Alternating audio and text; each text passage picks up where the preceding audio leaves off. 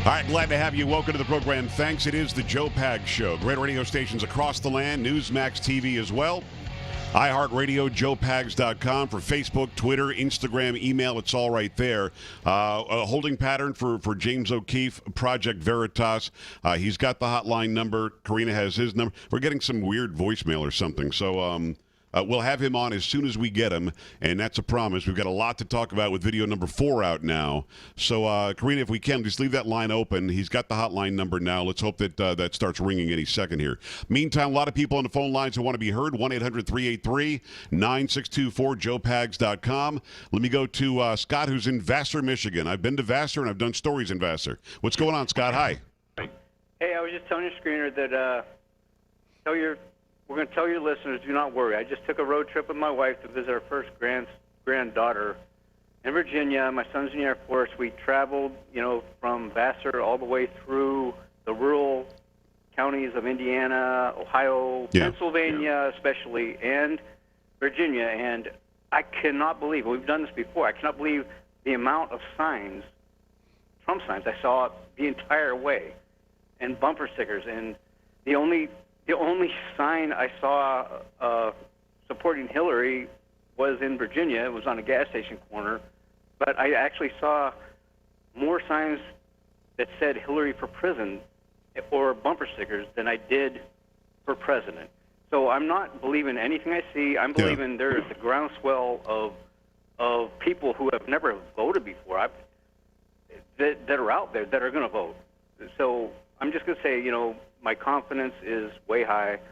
And well, in the rural areas, though, Scott, I got to be honest with you. In the rural areas, you're going to see a lot of Trump support. I mean, in the urban areas, that's what the concern is.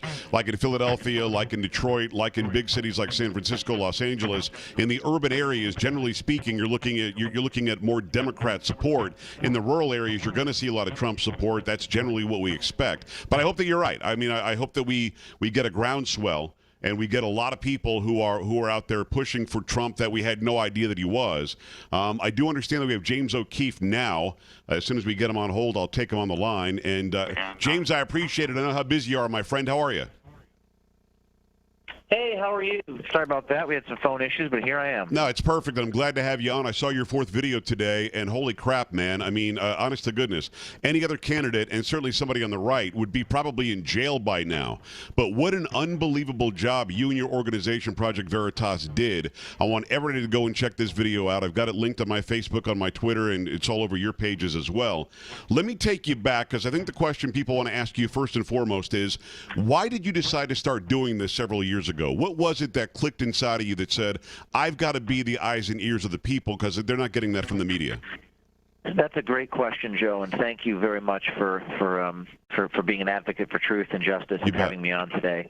I will tell you what, when you get calls, 100 calls a day. Yeah. I have a staff of 25 in a nonprofit. When you get calls from people across the country, you say, James, I need someone to look into this. I need someone, anyone, please, look into this matter in my local school board. Why don't you go to Chicago and investigate X, Y, and Z? In Wisconsin, we have voter fraud. Please, there are people pleading with me, crying. People need someone in this country to do something about something. Everyone feels hopeless. Everyone feels like, and by the way, it's not just a feeling, it's a truth. Right, it is. We have a government which doesn't enforce the law. We have lawyers who are not pursuing justice. We have judges who go after political prosecution. We live in a banana republic at this point, and everyone knows it. So what are we going to do? Well, the only solution is journalism, is exposure, is sunlight. And not just written journalism, but I'm talking about catching people in the act and distributing those videos far and wide on social media because the mainstream media is corrupted. So that's what we do at Project Veritas. We do it well, and we have to do it because there's no one else to do it. I asked this question. No, hold on one second, because I asked this question about right before the break, and it plays right into this. When did the media stop doing the job? As you know, I was a journalist for a long time. I'm a commentator now, an editorialist on my TV and radio show. But as a journalist, I knew what the job was. I go out there, I keep a journal. I tell people who can't go out there and do that exactly what I saw, smelled, felt, observed, whatever. When did it stop? Was it in the early 70s when I guess the media went left because Richard Nixon was right, or was it before then? When did real journalism stop? It stopped when our gut. Well, I can give you. It would take me 10 minutes to explain when the whole thing. But in encapsulate it if you can. Less, in 30 seconds or less, it stopped because of fear. Because when attorneys, your audience probably doesn't realize this, these are publicly traded media corporations, right? And they have shareholders.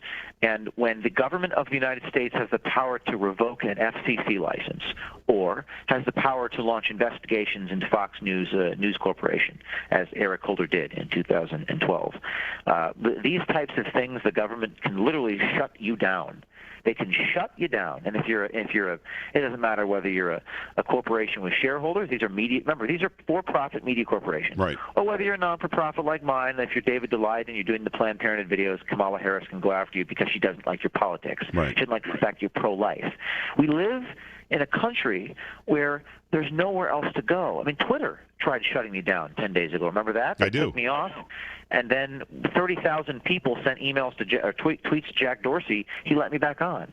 So we are on the frontier of what it means to live in a free society. We're no longer a free society, and that's where we are right now. And that's what these videos manifestly show, is that it requires citizen journalists sort of going out and doing it themselves because we can't depend upon the government or the media anymore. It's James O'Keefe. He's the man from Project Veritas. Go to projectveritas.action.com. It's VERITAS, action.com. Find him on Twitter. Find him on Facebook. Go and follow all the sites and see these videos. You've got 4 out now. And I'm going to see if I can sort of encapsulate what you've done and then fill in the blanks for me. You went undercover, and this was an undercover project for a year. Many people, not just you, many people were undercover and infiltrated the DNC, infiltrated the Hillary Clinton campaign, even the main office in Brooklyn, infiltrated these political action committees. Now, what a lot of people don't understand is that a campaign and a candidate cannot work in conjunction with political action committees. And not only did you find out that that's going on, but they're pretty much one and the same, right? Yeah, in the third installment this week, we found that Hillary Clinton was personally involved in setting up this sort of agitprop, sort of dressing up in costumes and getting punched in the face at Trump rallies. Right. This was her idea, according to all of the people who have now been fired. These are not low-level people who have been fired. These are like the highest level, going to the White House. These are the beating heart of the institutional left type people that have been fired. Bob Creamer is friends with Obama, was a community organizer with Obama, speaks to Hillary on a weekly basis, is on conference calls with the White House every day. He was fired, and he was on the tape saying it was all Hillary's idea. And the White House has been asked about it. They have punted. Hillary was asked about it in the presidential debates. She did not deny or confirm this. She just sort of said, I'm not going to address it. Right. And in the last video, you saw the non-for-profit organization was working with the Hillary campaign, and as an independent expenditure, it's against the law. Will the FEC do anything about it? Probably not, but a complaint has been filed. It's James O'Keefe, Project Veritas, action.com. Go there. Go support this movement. It is a movement back to real journalism that, listen, I was many times awarded for my journalism. I couldn't touch what you guys are doing. It's unbelievable what you've uncovered. And just to go back to the third tape for a second, to let the listeners and viewers know, what Hillary Clinton wanted was for somebody to dress up as Donald Duck and show up at Donald Trump's Trump Tower, to show up at Mike Pence's campaign activities, follow him around, holding a sign saying, why is Donald ducking his taxes or something, or don't duck your taxes, right, Donald. And again, this guy, Bob Creamer, looks at your person, your operative, your journalist, and says, when the future president of the United States says, we want the duck, you get the duck. And I mean, that's not even, it's a gray area. No, that's her telling the Political Action Committee what to do, right? That's right. That's not a gray area. That's Hillary Clinton working with and collaborating with a non-for-profit organization in violation of FEC rules. So you have to prove a couple things. You have to prove a payment, which was by Americans United for Change. Right. You have to prove conduct, which was this sort of campaign to induce violence at Trump rallies. Right. And then you have to do content, which is the actual costume of the duck that Hillary for America arranged. And in these videos, you see the DNC spokesperson say it was Hillary's idea. We got to be careful. Donna Brazile ordered the costumes. Everyone's implicated. It is such an indictment of the system. And the fact that they would induce violence, I mean, it doesn't get any more despicable and disgusting than that. The language, what shocks people about these videos is that the language, I mean, we got to win this mother effer. We got to break the law. Right. We hire mentally ill people to do SHIT.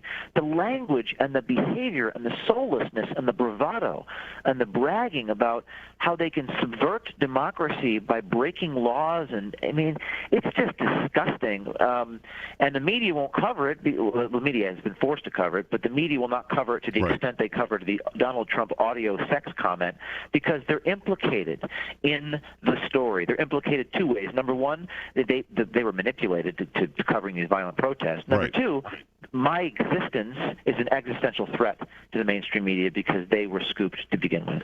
It is James O'Keefe. He's the man from Project Veritas, ProjectVeritasAction.com. I urge you to go there. I've already put links up to the video number 4 today, and I'll repost it and share it and make sure that people can go and check it out. In the 4th video, you've actually got proof that your organization, through a fake company that you made up, allegedly a corporation made up in 2005 that wanted to stop Trump at any cost. A big money donor wanted to give some money. You sent $20,000, which was received from the Political Action Committee. And because of that, and again, I watched the entire thing, it appears as though you're setting up a meeting with Hillary Clinton potentially. I'd like to meet with Barack Obama. I mean, once that check cleared, suddenly you had all sorts of access, which of course stinks of pay to play all day. Yeah, quid pro quo. I mean, the fact that the money was from the country of Belize, it was sent from a foreign donor, and the fact that it was returned. This is, for your audience knows, in order to get access, we had to set up a fake. It was actually a real company overseas in the country of Belize, and it was a piece of paper basically, but it was a shell company, and we passed money through the country of Belize from an overseas money manager into this non-for-profit organization, which the money was returned after we released the first video, which begs the question, why didn't they have a problem with taking this money during that first month? So Brad Woodhouse, the president of this non-for-profit who fired Scott Fogle, is on defense right now saying, well, I returned the money once I found out it was James O'Keefe. But really, they're taking money from the country of Belize, and the question is, why are they doing it? And the person's daughter, or alleged daughter, who's actually a journalist, gets an internship too suddenly. It's James O'Keefe. You've got to go and see these videos, all 4 of them. Number 4 came out today, and it is earth-shattering. Any other candidate, and perhaps up against any other Republican, would be getting about 10% of the vote right now. Are you stunned that she's not only in the race, that she's leading by some polls? I mean, I'm not stunned because I think Hillary Clinton is a tough subject. Does she have dirt on everybody, James? I mean, how is it that the media is just letting this stuff can make, honest to God, if it were anybody but you, and anybody but maybe Joe Pags talking about it on his show, any mainstream big-name media operative, if a journalist ever grabbed your story, ran with it, and actually did good journalism on it, they would be the #1 journalist on planet Earth. It would make their career. Why do you think they're not doing it? Does she have pictures of everybody? If I was doing this on the other side of the aisle, and by the way, sometimes I do go after Republicans, but if I was doing this to Donald Trump, I would have Pulitzers, Peabodys, Emmys, Oscars. I'd be worth $10 million. I'd have $100 million in my bank account. I'd be awarded the Nobel Peace Prize. And you'd be on the networks every night. Every prize. But the truth is, you know what? Listen, I care about what I do. I care because being an underdog can have its merits. I mean, fighting the machine, exposing the corruption of the media. There's great joy in fighting, and there's great joy in that particular fight. Because to be praised by the corrupt is not going to give you a satisfying feeling. You need to pursue truth. And also, keep in mind, it's not all bad gloom. There's millions of people in this country who do support us and love us and depend upon us, and those are the people that I value, not the Pulitzer Prize committee from a corrupt media. I'm with you. I got to run here. Know that you're very busy, too. One last question. More videos to come before the election, or do we have what we're going to have? Yes. No, we've got a few more, and we've actually got some interesting content. We've got some racial comments that were very offensive, and I think will be sensational to expose here early next week. Let's do it again, James. I really appreciate the time, my friend. Thank you so much. Thanks. It's James O'Keefe, Project Veritas, ProjectVeritasAction.com. It's Project Veritas Action.com. We appreciate his time. We appreciate the access, and you must see these videos. I'll repost them again on my Facebook and on my Twitter. Get there right now. JoePags.com. Coming right back.